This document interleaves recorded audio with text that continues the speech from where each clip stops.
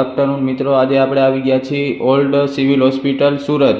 આજે આપણે ઈટીઓ સ્ટરીલાઇઝેશન મશીનનું આપણે ડેમો આપશું, એટલે કે ઇન્સ્ટોલેશન કઈ રીતે આપણે ચાલુ કરવું। તો સૌથી પહેલાં તો આપણે આવી જશું પાવર સપ્લાયની બાજુમાં। આપણે સૌથી પહેલાં તો બ્લેક કલરનો પ્લગ એટલે કે એર કમ્પ્રેસર ચાલુ કરશું, અને આ આપણો છે મશીનનો પાવર સપ્લાય, એ ચાલુ કરશું। આ આપણું એર કમ્પ્રેસર છે, આ હંમેશા એનો રેડ કલરનો વાલ્વ ઓન જ રહેવો જોઈએ, અને આમાં ઈટીઓ મશીન ચાલુ હોય ત્યારે એમાં કમ્પ્રેસરમાં પ્રેશર હોવું જોઈએ।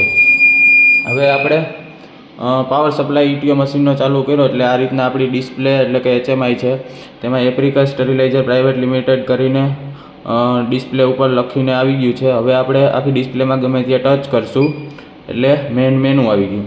હવે આપણે શું કરવાનું છે, ડોર ઓપન કરશું અને આપણે અંદર કાર્ટ્રેજ અને એનો સામાન મૂકશું।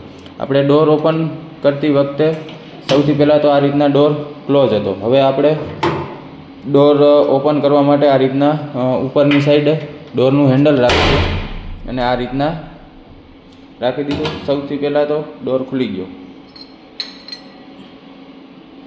આ રીતના આપણું ઈટીઓ મશીન છે, આ એનું ચેમ્બર છે। હવે આ જગ્યામાં આપણે આ ઈટીઓની કાર્ટ્રેજ છે, કાર્ટ્રેજ આપણે આ રીતના રાખશું ઊંધી, એટલે કે આ રીતના આપણે અંદર કાર્ટ્રેજને રાખી દીધી છે। પછી આપણે આ ઈટીઓનું બાસ્કેટ છે, આમાં આપણે જે ઈટીઓ વસ્તુ જે કરવાની છે તે સીલિંગ મશીનમાં પેક કરીને આપણે આમાં લોડ કરીને અંદર મૂકી દઈશું।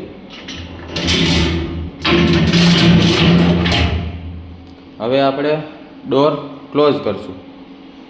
જો ડોર ઓપન હશે તો આપણે ડિસ્પ્લે ઉપર લખેલું આવશે ડોર ઓપન છે, જો ડોર ક્લોઝ થઈ જશે તો આપણે ડોર ક્લોઝનું ઇન્ડિકેશન આવશે।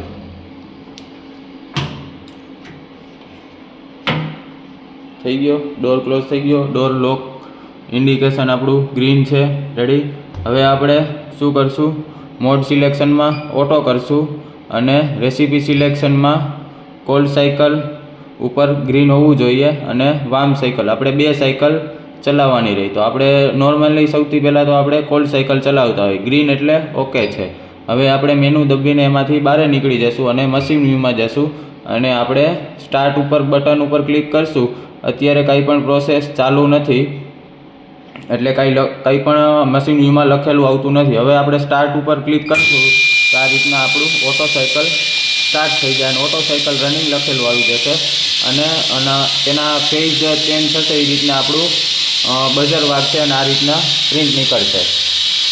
આપણા ઈટીઓ મશીનની સાયકલની પ્રોસેસ રહી 7 થી 8 કલાકની રહેશે, અને આપણે હવે મશીન વ્યૂમાંથી બહાર નીકળી જશું અને પેજ વેલ્યુ ખોલશું, એટલે કે આપણા મશીનના ડેટા છે આ પ્રમાણે આપણું મશીન આખું વર્કિંગ કરશે। આ ચેક ડેટા છે અને આ એક્ચ્યુઅલ ડેટા છે। જે રીતના આપણું છેલ્લું આપણે એરિએશન ટાઈમમાં આવી જશું, એટલે કે લાસ્ટ ફેઝ એરિએશન ટાઈમ છે, એટલે એરિએશન ટાઈમ પૂરો થઈ જશે એટલે આખી ડિસ્પ્લેમાં લખેલું આવશે સાયકલ ઓવર। સાયકલ ઓવર આવી જાય એટલે આપણે તેને ઓકે ઉપર ક્લિક કરીને ડોરને ઓપન કરી નાખશું। આ આપણો ઈટીઓ મશીનનો ડેમો આજે આપણે આપી દીધો।